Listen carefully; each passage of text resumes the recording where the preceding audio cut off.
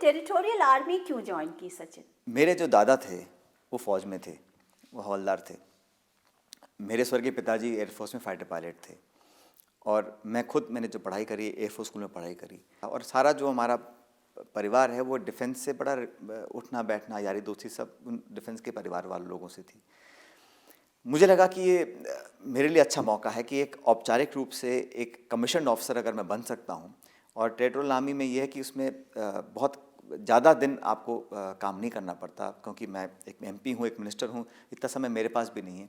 लेकिन मेरे मन में इच्छा थी कि, और मैं आपको सही बता रहा हूँ आपको, आप अगर वो वर्दी यूनिफॉर्म अगर पहन लें एक बार, ऐसा एहसास होता है कि हमसे बढ़िया कोई नहीं, हम हर चीज़ को जीत सकते हैं। और वो वर्दी पहनने का जो सौभाग्य मुझे प्राप्त हुआ अपने कमीशन लेने के बाद, मेरे लिए ऐसा कोई दूसरा इंसिडेंस नहीं है जहाँ मैं अपने आप को इतना प्राउड महसूस मैंने किया हो। लेकिन मेरा मन था बहुत सालों से।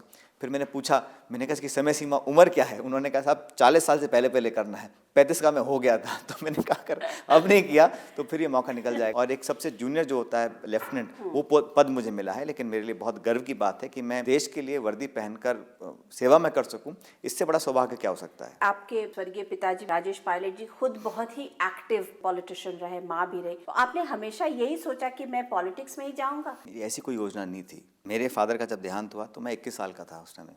लेकिन परिस्थितियां बदली और मैं अमेरिका में मैं पढ़ाई कर रहा था। उसके बाद मैं वापस दिल्ली आया और फिर धीरे धीरे मुझे लगा कि जो मेरे एक्सपीरियंसेस हैं, जो मैंने कुछ सीखा समझा अपने जीवन में, उसका सबसे बेहतर इस्तेमाल मैं इस प्लेटफॉर्म से कर सकता हूँ।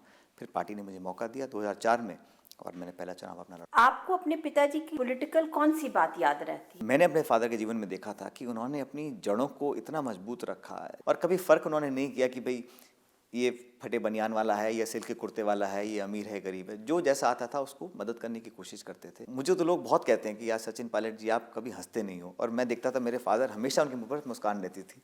तो मैंने कहा भाई मैं कोशिश करूँगा ज़्यादा हंसने मुस्कराने की। लेकिन उनका चेहरा मुझे याद है, हमेशा मुस्कुराते ही रहते थे और कभी ज़्यादा टेंशन लेते नहीं थे। फौजी इंसान थे, मन में जो आता था बोल देते थे। और पॉलिटिक्स में ज़्यादातर लोग जो मन में होता है उसको बोलते नहीं हैं, तो उसका उनको नुकसान भी होता था, फ़ायदा भी होता था। लेकिन उन्होंने 19-20 साल में मैं समझता हूँ देश में एक अपना नाम कमाया, और आज वो हमारे बीच में नहीं है, लेकिन मैं उनको हमेशा उनके काम को और जिस तरह वो काम किया करते थे उसको याद रखता हूँ। आपकी पत्नी आपको आपके पॉलिटिकल काम में हेल्प करती हैं? सारा खुद जी, भी वो पॉलिटिकल फैमिली से आती हैं। देखिए घर में एक ही बॉस है, जितने ज़्यादा होंगे उतनी दिक्कत होगी। लेकिन मेरी वाइफ मेरे इलेक्शन के हर प्रचार में मेरे साथ रहती हैं, सपोर्ट भी करती हैं, काम भी करती हैं, लेकिन मेरी पॉलिटिक्स में कभी इंटरफेयर नहीं करती। और वो खुद पॉलिटिक्स को अच्छी तरह जानती समझती हैं, तो थोड़ा अंडरस्टैंडिंग आसान हो जाती है। एडजस्टमेंट्स कौन करता है, सचिन या सारा? मुझे कहना पड़ेगा कि लगभग 90% एडजस्टमेंट जो है वो सारा ही करती है, और मैं इतना नहीं कर पाता हूँ जितना मुझे करना चाहिए। जिंदगी में आपको काफ़ी कुछ मिला, इसके आगे और तमन्नाएं क्या हैं? जितना मैं एक्सपेक्ट और डिज़र्व शायद नहीं करता हूँ, उससे ज़्यादा मुझे मिला है। तो मैं तो हमेशा ऊपर वाले का बहुत शुक्रिया करता हूँ कि यहाँ तक मुझे लेकर आए।